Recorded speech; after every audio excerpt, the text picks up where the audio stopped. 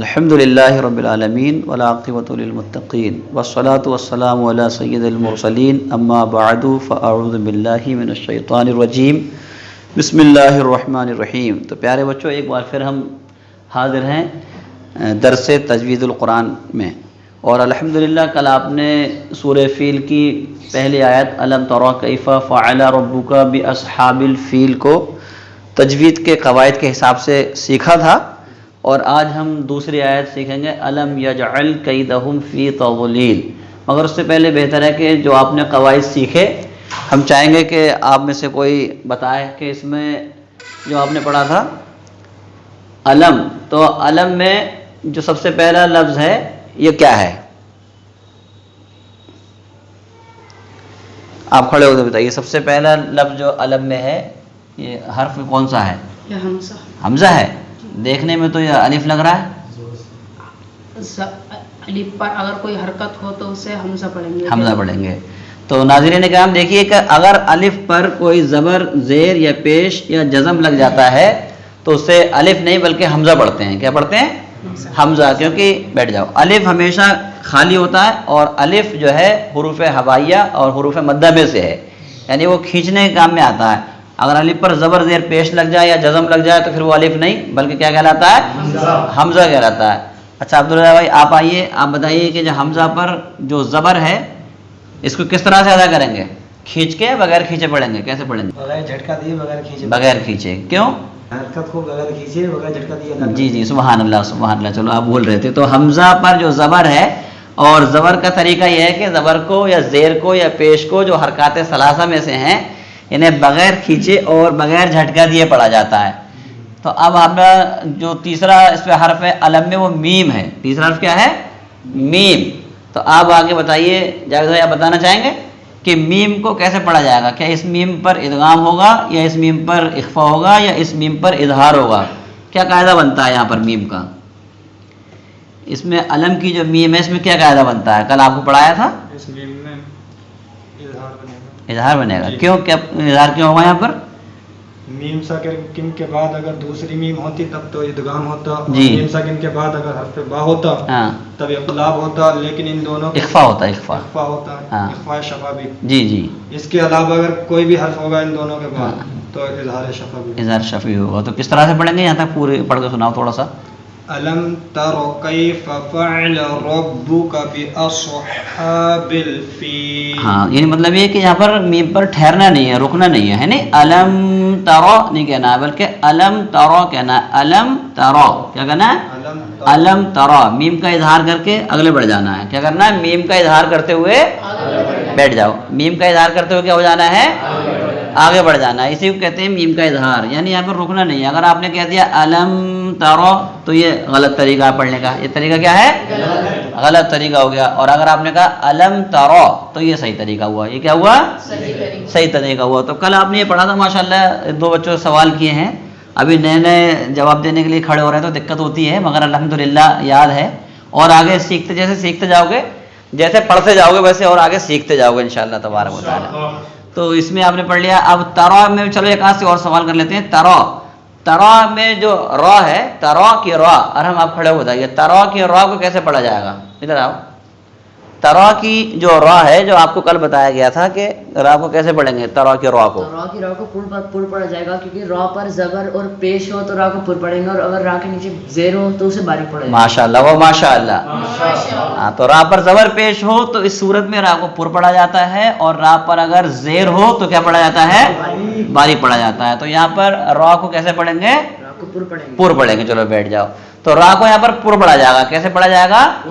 پر پڑھا جائے گا۔ تو پر پڑھنے کے لیے ہم نے کل آپ کو ایک اچھا اور آسان طریقہ بتایا تھا کہ را کو پر پڑھنے کا آسان طریقہ وہ یہ ہوتا ہے کہ جب را کو پر پڑھا جائے گا، جب بھی را پر زبر ہو یا پیش ہو تو زبان کا اگلا حصہ اوپر اٹھا دیتے ہیں، زبان کا اگلا حصہ اوپر اٹھا دیتے ہیں۔ اور بتایا تھا کہ اس میں را کے اندر ایک صفت جو ہوتی ہے، ایک اس کی صفت ہے تکرار۔ کیا ہے؟ تکرار۔ تو اس تکرار یعنی ایسا معلوم ہو کہ 2-3 را ادا ہوئی ہیں، بات سمجھ رہے ہیں آپ؟ تو وہ اس کی صفت ہے، کیونکہ اتنی پر را کو اتنا پر کر دیتے ہیں بعض لوگ کہ واو معلوم ہونے لگتی ہے، اسے ترو، کیا ترو، تو یہ غلط طریقہ ہے، بالکل اتنے پر نہیں ہوگی بلکہ تھوڑی تکرار اس کے اندر رہے گی۔ کیا رہے گی؟ تکرار رہے گی، تو اس کو تکرار کو ادا کرنے کے لیے، صفت تکرار کو ادا کرنے کے لیے ہمیں زبان کو اوپر اٹھا کے تھوڑا سا کپ کپاتا ہوا رکھنا ہوتا ہے. کیا کرنا ہوتا ہے؟ زبان کو اوپر اٹھا کے کپ کپاتا ہوا رکھنا ہوتا ہے، تو اس کے اندر تکرار پیدا ہو جاتی ہے. اب تکرار اس میں رکھنی ہے، مگر اصل تکرار سے بچنا ہے. اصل تکرار سے کیا ہونا ہے؟ ہاں، یعنی تارو ایسا معلوم ہو 2-3 را ادا ہوئی، مگر بہت زیادہ را ادا ہو جائیں، جیسے جسے اصل تکرار کہہ رہے ہیں. ترو اگر آپ نے کہہ دیا الم ترو تو یہ غلط ہے. یہ کیا ہے؟ ہاں، ترو بھی نہیں ہونا اور ترو بھی نہیں ہونا، بلکہ درمیان میں رکھنا ہے ترو. کیا رکھنا ہے؟ ترو. کیا رکھنا ہے؟ ترو. تو یہ آیت خیر آپ نے کل پڑھ لی تھی اور آپ کے سمجھ میں آ گئی ہوگی. الم ترو کیف فعل ربک باصحاب الفیل، یہ آیت کل آپ کو پڑھائی گئی تھی، اور آج یہ دوسری آیت ہے سورہ فیل کی. الم یجعل کیدہم فی تضلیل. اس میں بھی آج جو کچھ قاعدے اوپر والی آیت میں بیان کیے گئے تھے، کچھ قاعدے اس میں نیچے والی آیت میں بھی ہیں، اور کچھ نئی باتیں اس میں آج آپ کے سبق میں آئیں گی. تو سب سے پہلے تو وہ یہ جو آپ نے کل پڑھا تھا الم، کہ حمزہ میں جو تحقیق کریں گے اور حمزہ پر جو زبر ہے تو زبر کو بغیر کھینچے بغیر جھٹکا دیے پڑھتے ہیں. لام پر بھی زبر ہے تو لام کو بھی بغیر کھینچے بغیر جھٹکا دیے پڑھتے ہیں.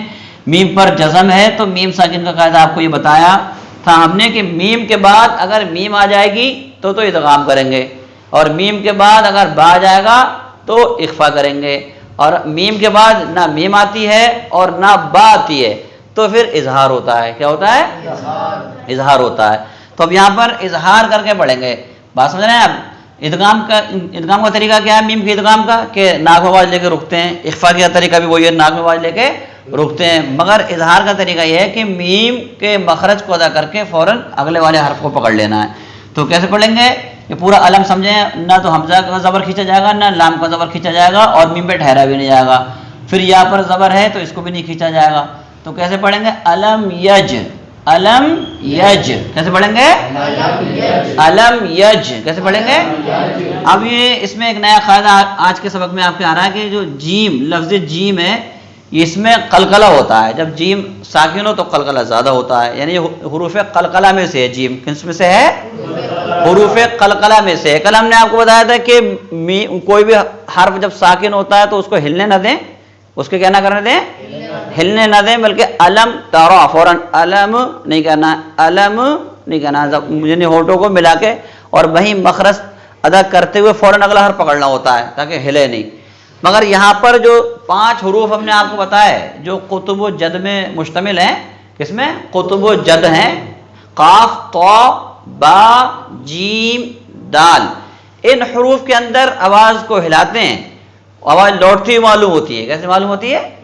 لوٹتی ہوئی معلوم ہوتی ہے، اسے قلقلہ کہتے ہیں. تو انہی حروف قطب و جد میں سے جو 5 ہیں، یہ قاف اور طا، با، جیم اور دال، حروف قلقلہ. یہ کیا ہے؟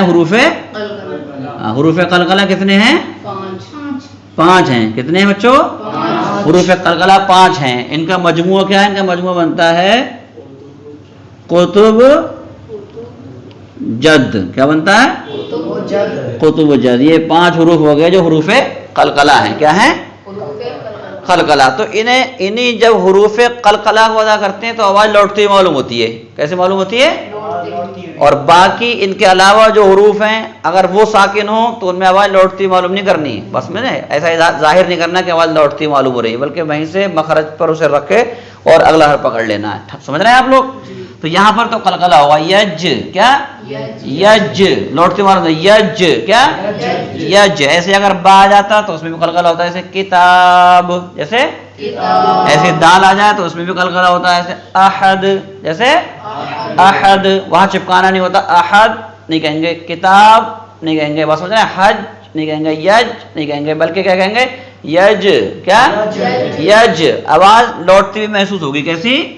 مخرج کے اندر اس کی آواز لوٹتی ہوئی محسوس ہوگی. مخرج کے اندر ان قطب و جد جو حروف قلقلہ ہیں ان کی آواز مخرج کے اندر لوٹتی ہوئی معلوم ہوگی. کیسے معلوم ہوگی؟ لوٹتی ہوئی، ہلتی ہوئی معلوم ہوگی. تو یہاں پر ہم پڑھیں گے یج. کیا پڑھیں گے؟ اس کے بعد عین آ جاتا ہے. تو یہ عین کے بارے میں آپ کو بتایا تھا کہ عین درمیان حلق سے ادا ہوتا ہے. کہاں سے ادا ہوتا ہے؟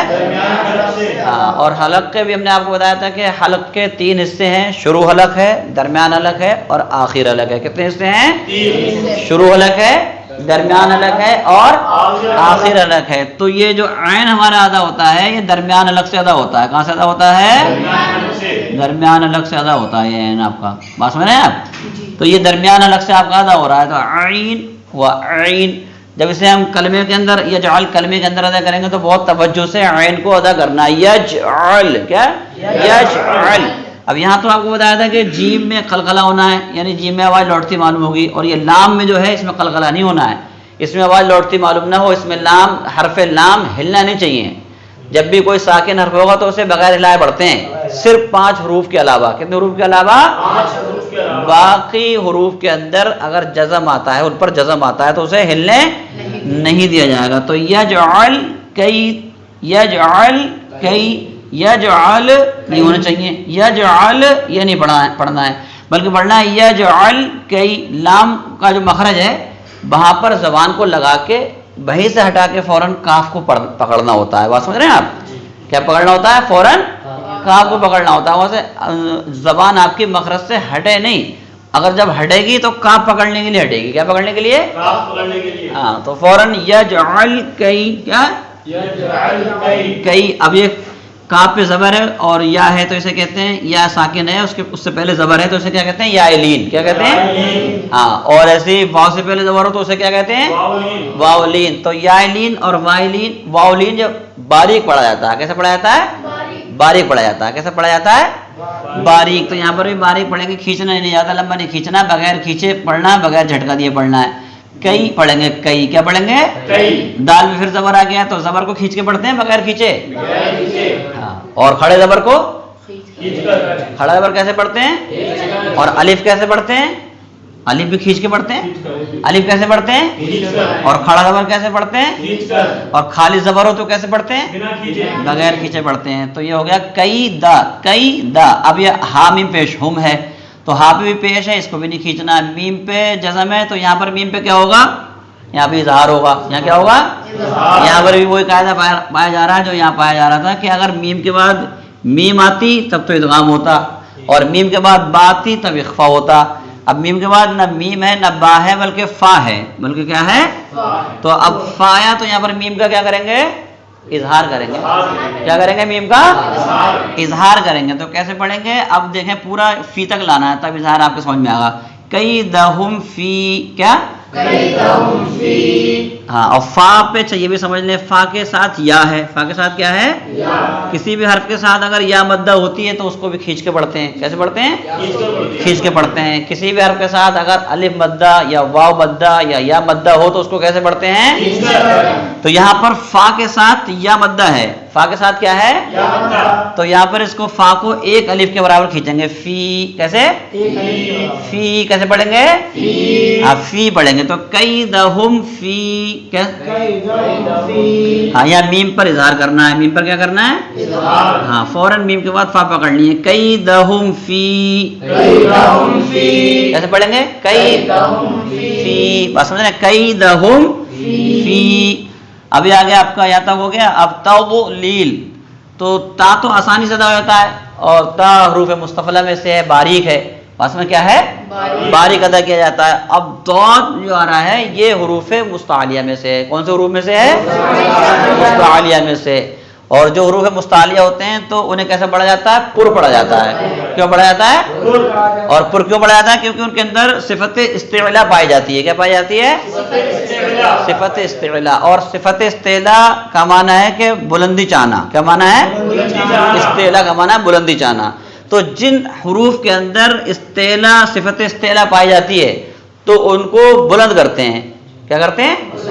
بلند کرتے ہیں. اس کا طریقہ یہ ہے کہ زبان کی جڑ کو وہ اٹھا دیتے ہیں. کیا کرتے ہیں؟ زبان کی استعلاء کے معنی آتا ہے بلندی چاہنا.